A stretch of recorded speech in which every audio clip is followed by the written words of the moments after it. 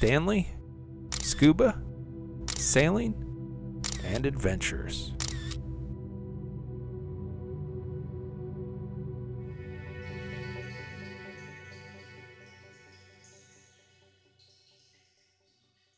This is Test It Tuesday, where we unbox, evaluate, and field test products in real-world conditions, then share honest and unbiased results.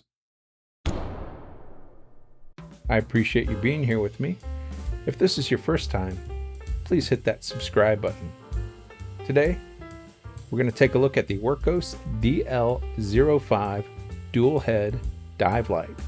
And as always on Test It Tuesday, we'll take an inventory, see what's in the box, and then we'll get it out in the field and test it. Again, this is the Wurkkos DL05 dual head dive light.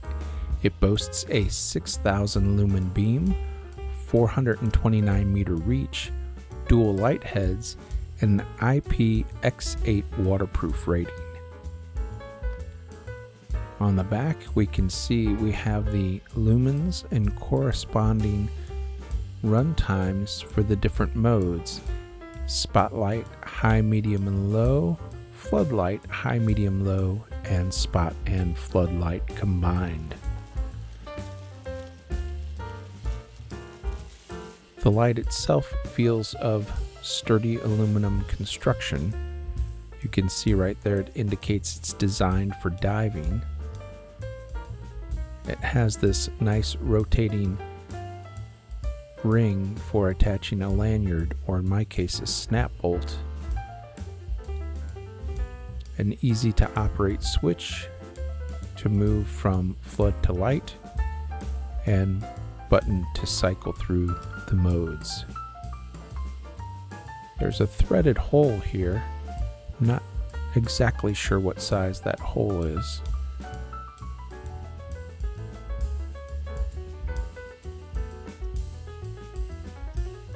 That ring rotates very smoothly.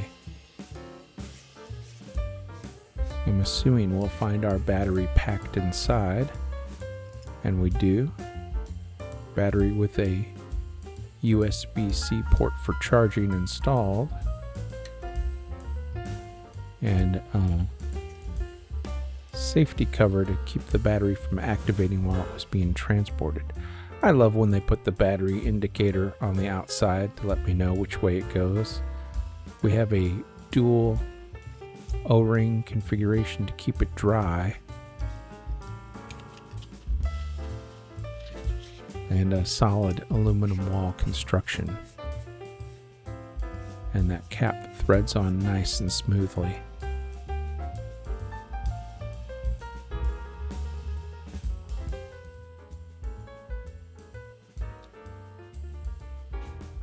And I guess the battery came with some charge. It's got that green LED to let me know the battery's got plenty of charge in it.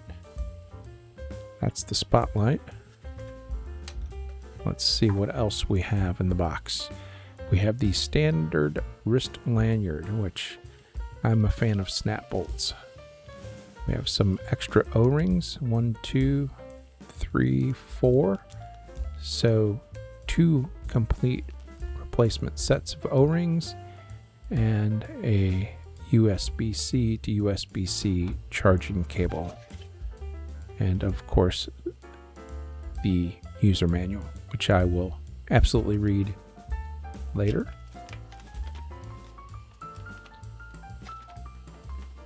We'll take a quick peek. Same information as on the back of the box. We have some lumens output and run times for the different modes. Let's take a look at the light's operation. This is the spotlight mode, low. Then we can use the button to cycle through medium and high on the spotlight mode. Back to low, medium, and high on the spotlight mode. Again, that's a single press on the button. Then we can use the switch to switch to flood mode. There's medium and high. Single press back to low, medium, and high. Quick double press to activate dual head mode, and then single press to leave dual head mode. So essentially on either side, the spotlight or floodlight, single press to cycle through the high, medium, low settings, and then quick double press at any time to activate the dual head mode, and single press again to leave dual head mode.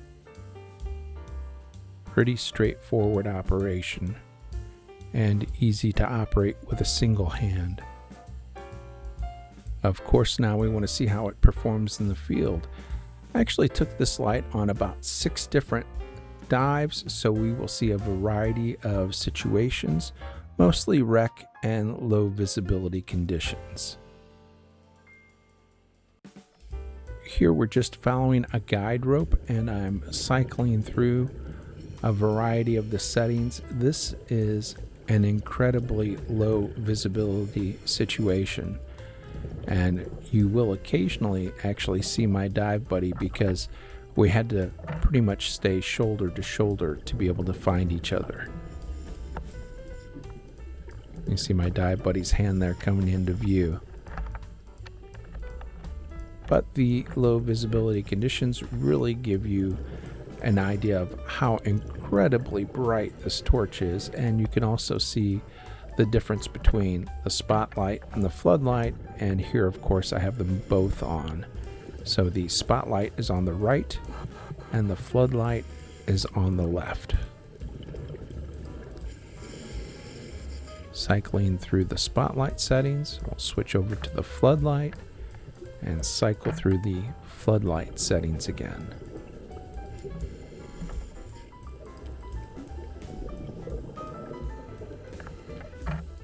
Again, this is during the day, overcast day, but very low visibility conditions.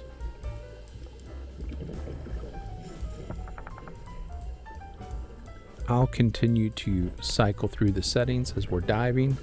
I'm not going to call out the changes each time. They should be self-evident. This is a different wreck, same day. Different wreck, different dive. The battery lasted all day with continuous use on multiple dives.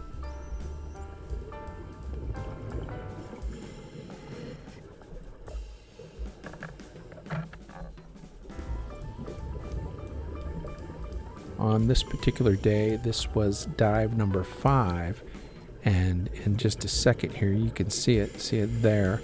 The battery indicator is red, but this is the 5th dive of the day, and I've used this dive light almost continuously. So, and it did last through this last and 5th dive, but I did run the battery indicator all the way into the red. It didn't ever begin to flash red.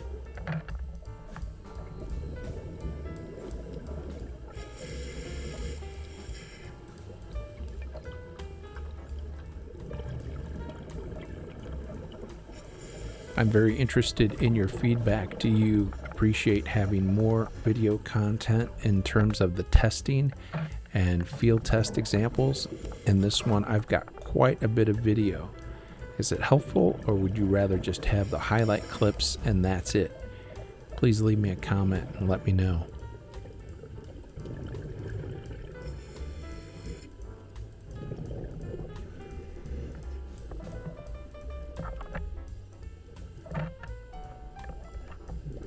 This is a little later on the same dive. I have quite a bit of footage, so I decided to leave it in there for your viewing pleasure. Feel free to leave me some feedback and let me know if that's too much video. But this is a different day. You can see I've got gloves on here.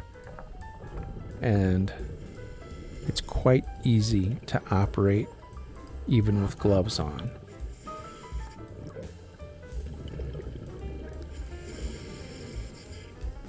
The visibility was a little better on this day. Actually, it was quite a bit better on this day, but still not spectacular.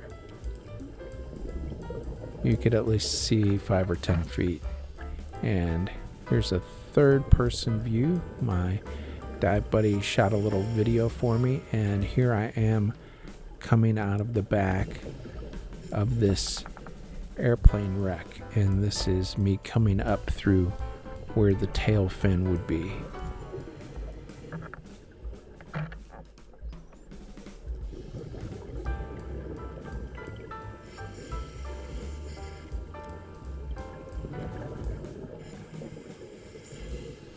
Again, just cycling through some of the settings so you can see how the light performs in different situations. This is inside a school bus wreck, and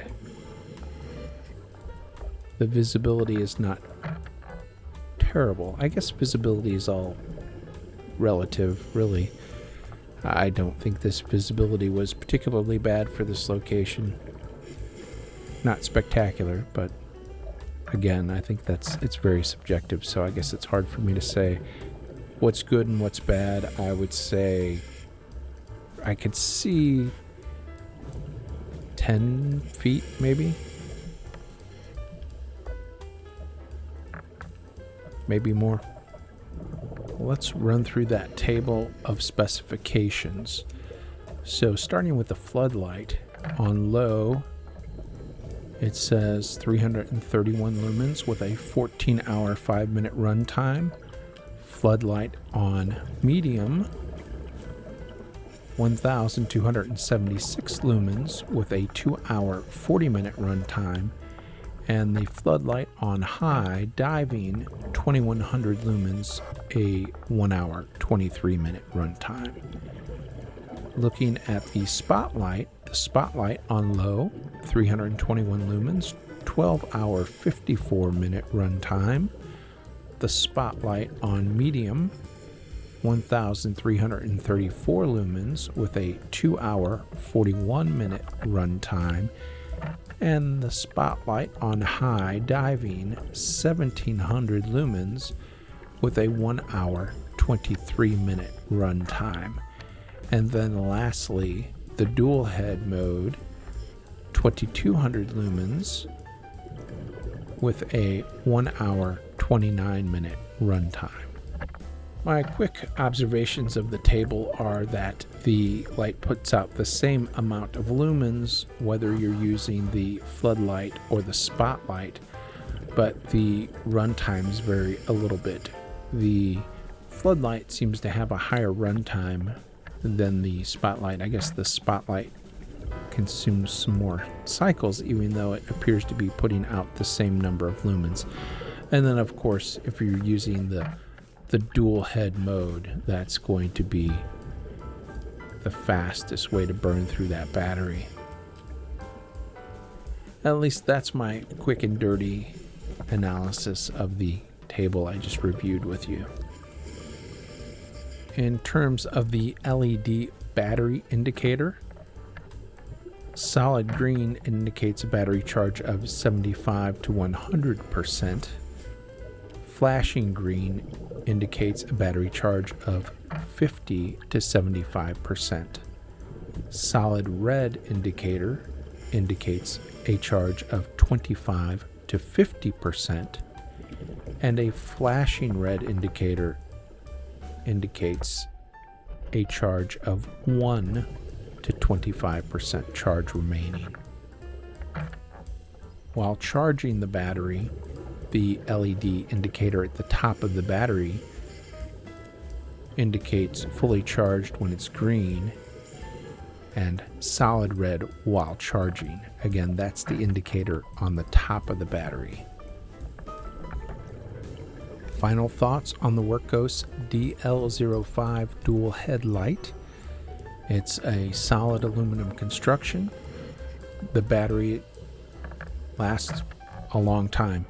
Like I said in my test here, full 5 dives, and it did not go below the red indicator, and I gave you the specifications for the red indicator. So according to that chart, while in red, I should have had still 25 to 50% battery charge remaining. It puts out a lot of light for its size. It's easy to operate with a single hand. I appreciate the option to have the spotlight with a floodlight and the option to have both at the same time. I'm really curious what you think. What do you think of the dual head design and having both the spotlight and floodlight?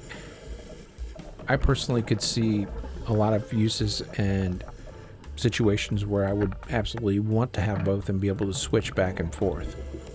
And certainly using the dual head, it really puts out a lot of light. Leave me a comment. Let me know what you think.